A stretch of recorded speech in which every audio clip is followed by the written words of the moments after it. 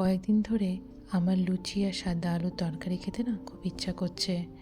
তো আজকে শুভ অফিস যায়নি, ওয়ার্ক ফ্রম হোম করছে, তাই ভাবলাম আজকে সকালের ব্রেকফাস্টে বানিয়ে নিই। আসলে রোজ 7:30টার মধ্যে আমাকে লাঞ্চ আর ব্রেকফাস্ট রেডি করতে হয়। তো এত কিছু সকালবেলা করে ওঠা না শীতকালে সম্ভব হয় না। তো আজকে তাই সকাল সকালই স্নান টান করে নিয়েছি, নিয়ে পুজো টুজো দিয়ে নিলাম, নিয়ে ও কাজে বসে গেল, আমি চলে এলাম ব্রেকফাস্ট বানাতে। ছেলে এখনও ঘুম থেকে ওঠেনি, ও একটু পরেই উঠে পড়বে। ও যখন উঠে দেখবে আজকে লুচি হচ্ছে ব্রেকফাস্টে, ও খুব খুশি হয়ে যাবে। ও আসলে লুচি খেতে ভীষণ ভালোবাসে। আমি বিয়ের আগে লুচি, রুটি, পরোটা এগুলো একদমই বেলতে পারতাম না।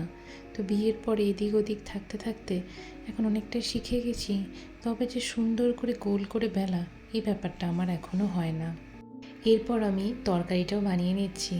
তেলের মধ্যে সামান্য কালো জিরে ফোড়ন দিয়ে আলুগুলোকে নুন দিয়ে ভালো করে ভেজে পরিমাণ মতো জল দিয়ে 10 মিনিটের জন্য ঢাকা দিয়ে দিয়েছি। ব্যাস, তারপরে নামানোর আগে চিনি দিয়ে নামিয়ে নেব। আমার মা না এই তরকারিটা ভীষণ ভালো বানায়। ছোটোবেলায় যখন আমি স্কুলে যেতাম, মা লুচির সাথে এই তরকারিটা টিফিনে দিয়ে দিত। আজকের ব্লগটা কেমন লাগলো জানাবেন। আজ এখানেই ব্লগটা শেষ করছি। সবাই ভালো থাকবেন।